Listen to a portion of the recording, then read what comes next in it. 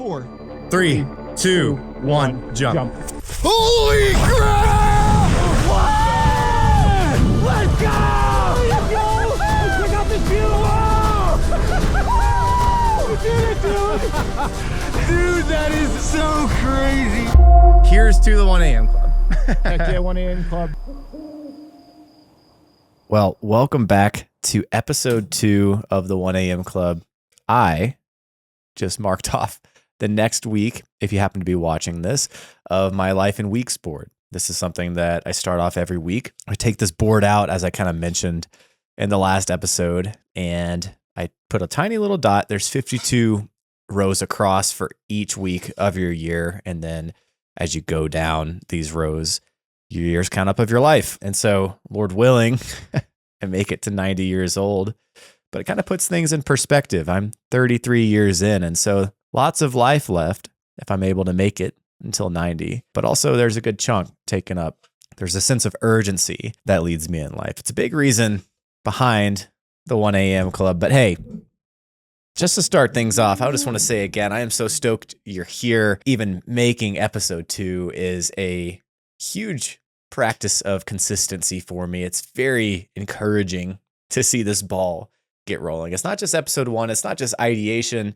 Here we are, episode 2. And that's really encouraging for me in my walk of Audacity. So thank you for being here for that journey. In today's episode, we're going to be diving further into exactly what it means to be audacious. What is Audacity? What are some tangible things that you can take action on in your life if you don't know exactly where to start? We're going to be talking about what is your why in life? What is the foundation for your Audacity? What's driving it? After that, we'll be getting into what I did this past week, how it affected me, what I took away from it as I went through my weekly Audacious move. And then shortly after that, we'll be talking about what I'll be doing next week. So make sure you stick around to the end. And so without further ado, the question of the hour, the question of the week, the question of your life, I hope.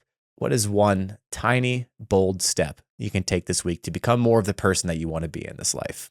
What's one audacious move you can take that might make you feel a little uncomfortable? What's an action you can take that's going to come from a place of knowing inside of you that's going to push you toward alignment in your life? What is something true that you know that you should be acting on inside of you, but you're not? A thought that you've had, a dream. What is something this week that you can think of that would get the ball rolling to enact the power and the beauty inside of yourself? What would bring you life to do? What is something that you know inside of you that needs to happen? Take a second to think about that. I'm actually going to pause here because I'm not just asking this question arbitrarily. I really want you to think wherever you're at.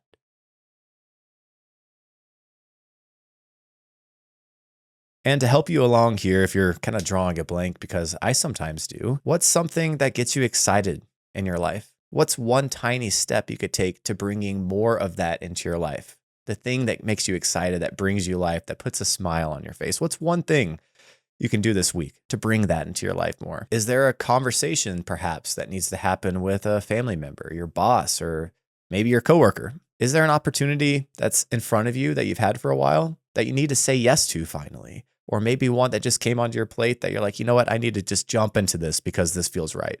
Or is there something that you know you need to say no to? What's one tiny little step you can take this week to push you further into being a more full version of yourself? And I think it's really important to sit on this question for a second, because I firmly believe that this one audacious move, this one uncomfortable move toward alignment, toward being true to yourself, toward the virtue, the power that's inside of you, has the ability to enact so much change in your life. It's the gateway into becoming the person that you are meant to be in this world. And I'd venture to guess that even with the short amount of silence that I gave you guys, where I've been giving examples or talking about my life, that there are some of you out there that can't think of an audacious move that you can take in your life, that can't even get to the point of thinking about something that excites you, something that would bring you joy in this life. You can't remember the last time maybe that something put a smile on your face or you actually felt alive doing something. And so for you out there, maybe the first step isn't taking this audacious move per se that looks like big action or something tangible in this world. Maybe the audacious move is just slowing down to ask yourself, what is your why in life? Why am I here? Why are you doing what you're doing? in any situation that you might be in out there. What's the reason behind it? Why are you doing that? And this is getting into the other side of audacity, like I just mentioned. This isn't about the action, the stuff that you see out in public that people see. This isn't the overt action. This is action that's happening within. This is audacity of emotion. This is the courage to be honest with yourself. What's your why? Why are you doing what you're doing in life? Are you doing what you're doing because you've been told that you should do something? Are you doing what you're doing in life because you're scared to upset somebody? Is it fear-based? Is it shame-based? Are you doing what you're doing to support your family, which is a super noble reason? Is your why to impact your community or your friend group? Is it to help those in need? Is it to prove to yourself that you have what it takes in this life? Whatever that answer might be, I just want you to have audacity of emotion, to sit with the honesty of the emotion of what's going on underneath the hood. Remember, we don't want to keep driving the car down the road with a smoking engine, trying to get to the destination of, oh, I just want to live a big, bold, beautiful life, but I'm going to ignore the car I'm driving down the road because the engine's smoking. I can barely see out the window. I can barely drive this thing, but I'm trying to get somewhere. No, let's pull over. Let's see what's going on underneath the hood. And let's try to figure out how to fix it. And I'm not saying I'm here to fix it. I'm just here to bring light to what's going on potentially inside of you through some questions and also bring you into my story. And so take some time to figure out why you're here. This is a powerful exercise, even if you kind of already know the one audacious move you want to take this week, or you know the direction that you're moving, or you do feel fulfilled in this life. To write down your why statement in life is a beautiful practice. And so regardless of if you can figure out what that audacious move is, or if you can't, I encourage you to take some time to slow down and create space at some point today, as soon as you can, and write down what is your why in this life. What's your why statement?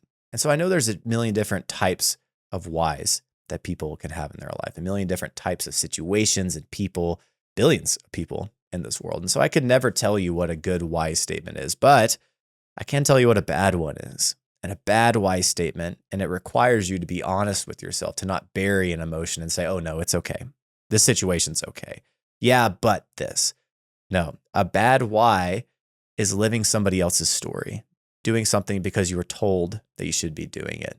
And don't mistake me saying living someone else's story as living a life of service. It's one of the most beautiful things in the world to take care of people, to take care of those in need, or your parents or your kids, to be sacrificial with your time, money, and energy. It's one of the most fulfilling things that you can do, and is honestly a shortcut to alignment in life. Rather, what I'm talking about is living somebody else's story whenever you know that you have something different, better, or bigger to be doing with your life. There is a high chance that I am talking to you right now, because 99% of people in this world are doing something that they are told that they should be doing in this life. Hey, me included. I've lived so much of my life, and I probably still am to this day, doing things that people have told me that I need to be doing in this life, whether it's political, family, culture, religious, you name it, friend groups. I am influenced by the things in my life to act in a certain way in accordance with whether my friends or my religion or my political affiliation or my family deems it good or not.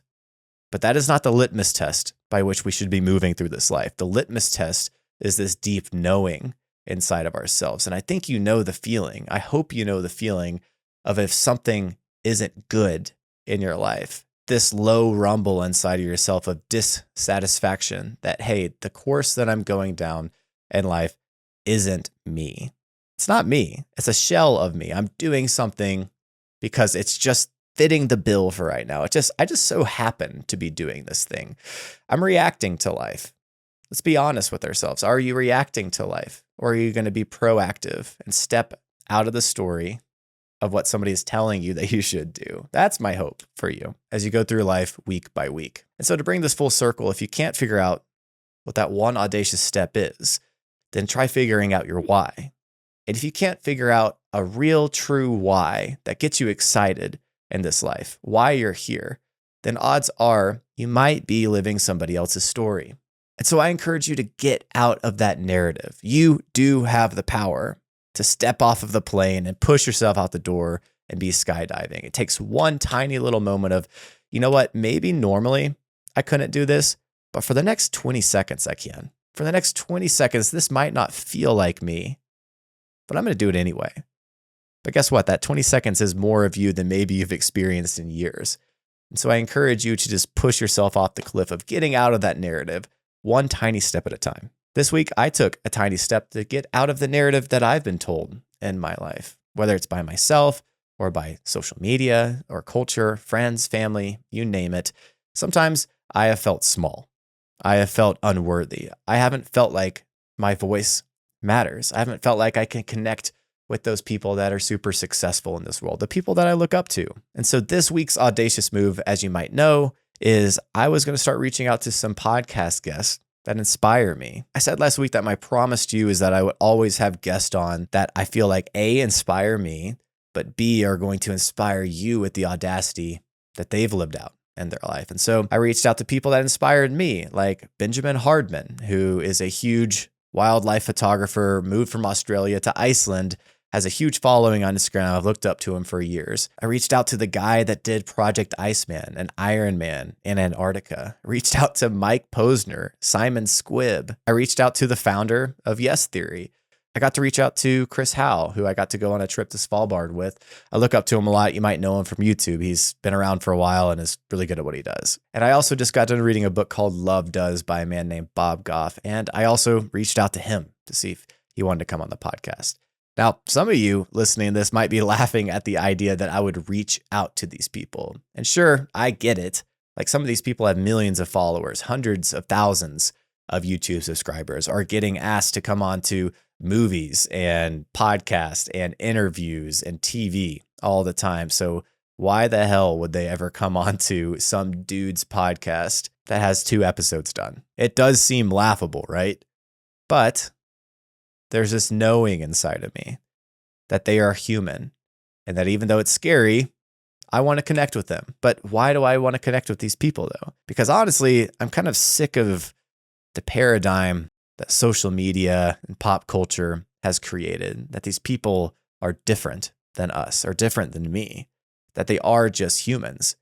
And so merely by the act of reaching out to these people, recording a video and sending it to them, asking them to come onto the podcast, makes this world feel a little more small, a little more human. And that's what I said in these videos to these people. And so that's how I reached out to them, as I made these little videos where I was really intentional and recorded a video for each separate one, telling them why I was asking them to come onto the podcast, telling them a little bit about the podcast and my heart behind it. And so this might not seem like a huge task to be taken on, week 2 of 52 weeks of audacious moves. It's like, oh, wow, you recorded some videos like you always do, and that's supposed to be an audacious move. Well, it takes a lot of time to script, record, muster up the courage to actually edit these, put the time into editing my face, knowing it's going to these big people, and then actually sending it to them. It did take up a huge part of my week, whether I was just sitting there dwelling on it or actually working on it.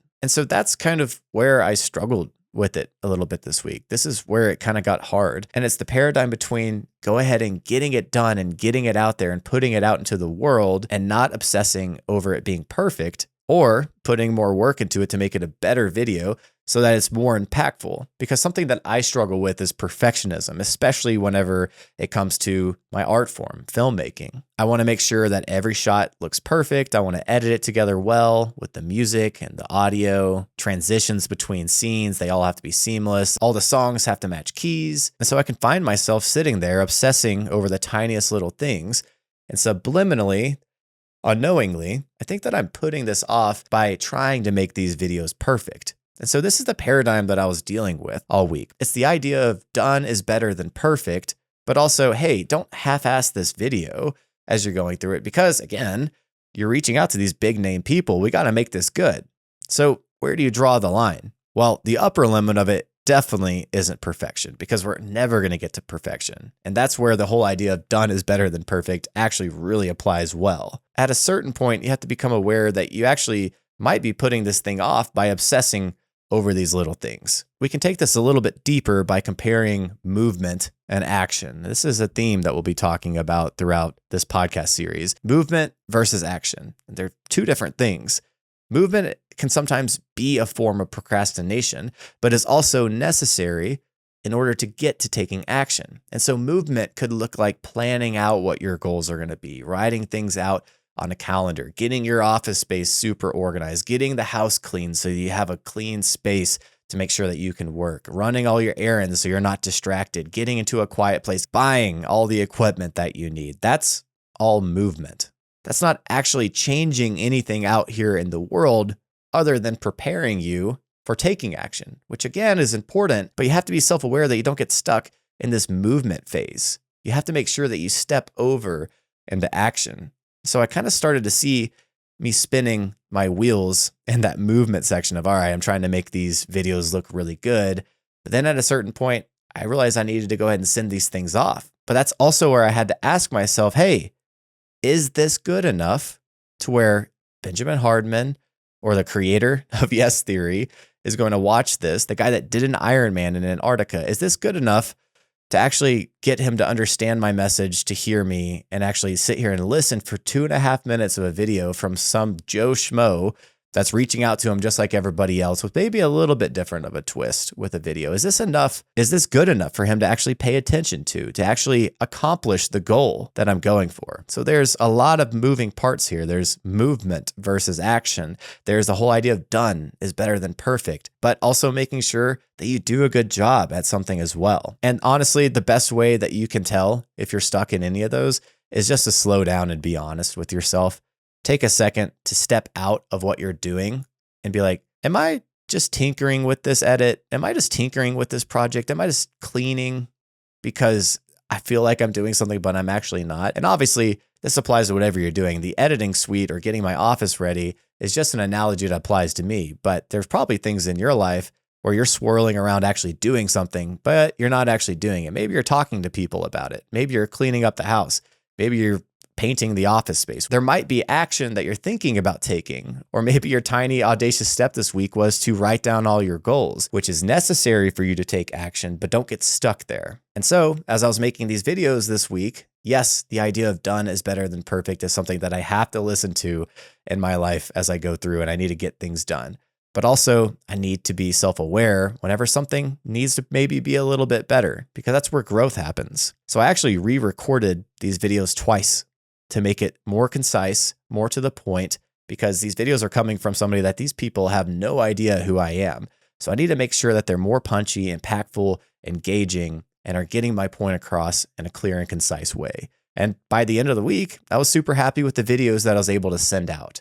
So I haven't heard anything back yet. We'll be following up on these guests. Obviously, we'll see if they ever come on this podcast. I will be also trying a little bit more if I don't hear back from them, because again, my message can be lost in the wave of messages they're getting. But hey, 2 questions for you as we wrap up this portion of the episode. What is the analogous thing in your life like I did this week? I reached out and spoke to people, even if they didn't hear me, and made this world feel a little bit more human. I bridged the gap between where I was and where I wanted to be. And that was engaging with these people. And hey, that was a big win for me. And so what is something in your life where you could do the same? And then secondly, what is something in your life that you feel like you might be living in movement land and not actually taking action on? And so as this episode comes to an end, I'll let you guys a little bit more into my life, letting you know who I am, things that make me excited in this world, that put a smile on my face that maybe I haven't taken action on yet, but I'm at least aware that the excitement exists in my life. And one of those is writing.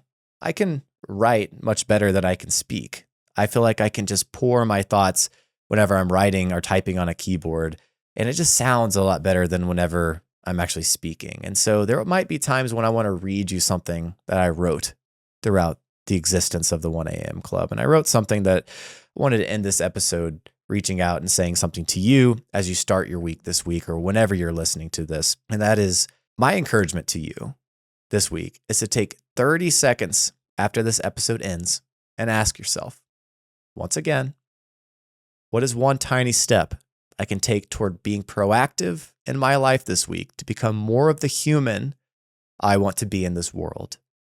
What could I do today that would make me proud of who I am at the end of the day? We were designed to move and do. We thrive in action and interacting with this world.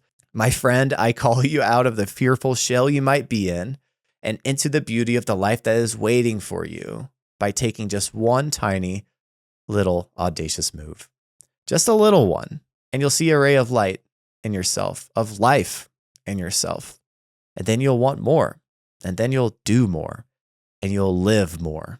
And pretty soon, your audacity for pursuit of alignment in your life has led to a full, powerful, and impactful person in this world. Man, I know I just read that off of my phone, but those are words that sometimes, honestly, I can write better than I can say just speaking off the cuff into a camera. And so TBD on if these big, powerful guests ever get back to me that I'd love to have come on the podcast. But that was week 2. Week 3 is actually going to be me taking an audacious move on something that I've been wanting to do for a long time. Something that actually I have a lot of pain surrounding the idea of doing it. Something that has hurt me in the past that I'm going to make sure that no matter what has happened to me before, I'm going to make sure that I enact something that brings me life. And that is going to be making a full-on documentary in just 7 days, bringing to life my dream of making a documentary in just 1 week and doing a good job at it too. No more waiting, no more fear, no more hoping for the right time. It's time now to spearhead myself into making this dream become a reality. And so I hope you're thinking of ways to turn your dreams into reality, knowing the power that you have right now to do that. Your power to turn those goals and dreams in your life into a tangible, beautiful, real life in front of you. And so thanks for listening to episode 2 of the 1 a.m. Club. What a joy it is to be on this journey, pushing myself to take audacious moves to become who I want to be in this life and having you join me. I hope that you actually join me more so than just listening, but in taking action in your life. That would mean so much more to me than you listening to this podcast. But thank you for listening to this podcast. It means the world to me. This is an absolute joy for me, and I will see you next week.